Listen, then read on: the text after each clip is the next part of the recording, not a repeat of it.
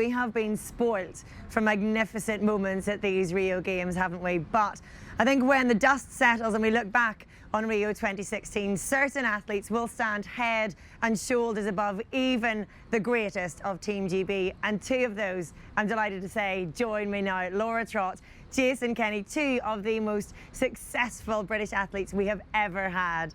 How do you feel, Laura? 4 gold medals, 2 from these games. Have you got your head around it yet? No, not really. Like, it still kind of feels like weird you saying that, to be totally honest. Like, you don't kind of set those targets. Like, I obviously wanted to try and retain the 2 titles that I got in London, but how I ever thought I was going to match that, I just didn't quite know. So to come here and do it again is honestly incredible. And with your 3rd gold medal, you became the most successful British female athlete ever.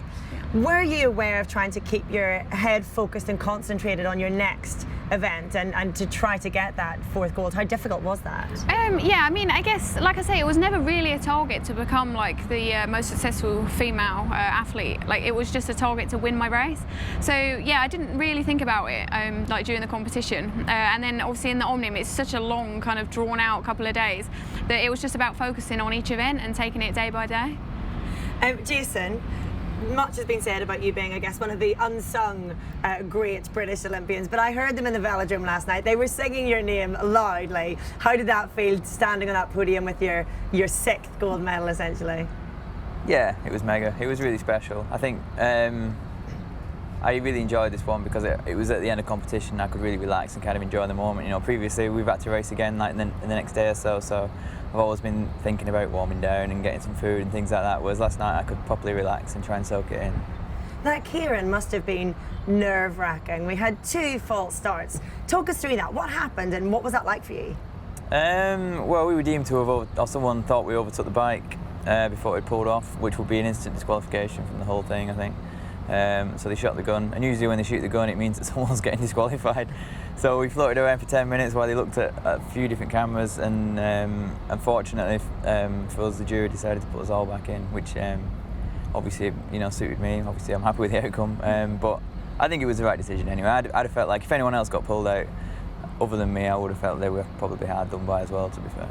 Laura had already won by the time you took it to competition. Were you able to cast a little glance her way and join in her celebrations in any way? Were you just totally focused on your task in hand? No, I give Laura a little cuddle, you know. Steve Peters always used to say that it's not your ability to stay focused but to refocus. So in between races I kind of let my mind switch off and wonder where I want, and I know that when I get on the start line I'll be focused on the job in hand. So yeah, I could watch Laura's points race as relaxed as possible, although I missed the end because I miscounted the laps and went to the toilet.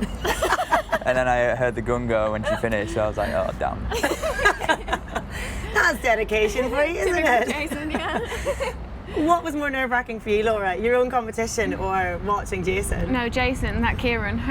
Like, for me, like when I'm racing, I'm in control of it. Like, I know exactly what I'm doing, but whereas Jason's doing it, like, I have no idea what he's going to do or when he's going to do it. So, and obviously with the 2 full starts as well, it sent me into a whole weird kind of nervous wreck. And then obviously when he crossed the line, when he won as well, oh, I just couldn't stop crying. I was just so, it was like relief, like, and not just for him, like for everything, like the whole week, it had just gone like to plan and it was perfect, and it was just like, and breathe, it's done, we've done it. So tell me now, Jason's got 6 gold medals, but you're the most successful female Olympian ever. Who gets bragging rights in your house? Well, he's got more than me. But he had another Olympics to do it in, right?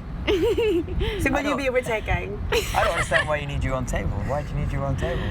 You're already on the overall table now, aren't you? Yeah, true, yeah. I'm up there on that now. So that's good. But no, it's nice, isn't it, to have your own table? It's good. It's special, to be fair. I'm really proud of Laura. Oh. Oh. How do you speak, Chase? What a moment. I want to ask you, because with all the success that Team GB has had in the velodrome, we live in suspicious times. We've had some comments from Anna Mears, from Christina Vogel, wondering how GB managed to pull this all together just when it matters. What do you say to that? Well, I mean, for us, British cycling has always been very much an Olympic-based programme. That's what it's always been targeted. So for us, it wasn't about going to the London Worlds and taking away all the golds there. It was about coming here and winning as many golds as we could. And that's exactly what we did. And I think we're very different in the way that we are so focused on the Olympics compared to every other country. We've been joking about bragging rights, Laura, but how much more can you achieve? 4 gold medals in 2 Olympics, you're just 24.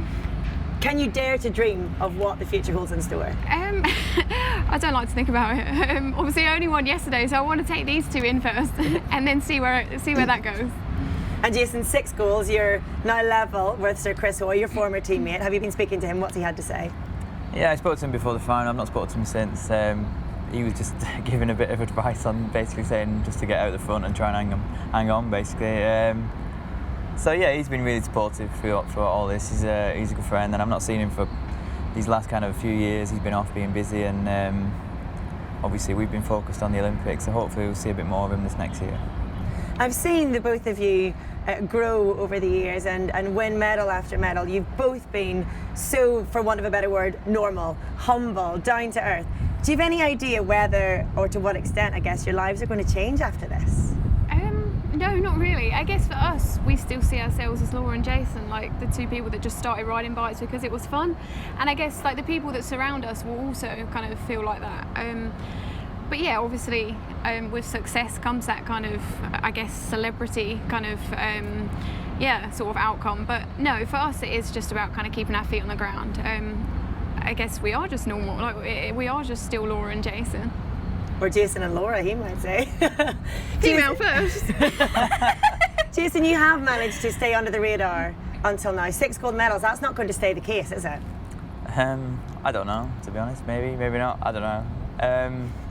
Yeah, I like our life, to be honest. I wouldn't want it to change too drastically. But obviously we appreciate everyone's messages of support and things like that. So yeah, it is nice. It's all been really positive, which is good. And you're not even staying on in Rio to celebrate, are you? Straight home to the dogs? I'm home tonight, yes. Leave tonight, fly through the night. Laura, Yeah, will you can't be wait. able to celebrate your medals with your family here in Rio? Yeah. A lot of people came out to support me, so it'll be nice. I didn't go see them last night because like everyone's like, oh, did you not go out partying? But you don't know how hot and exhausting it is in that velodrome, seriously. And it's spread over such a long period of time that I was like, no, I want to go to bed. Like, I'm tired.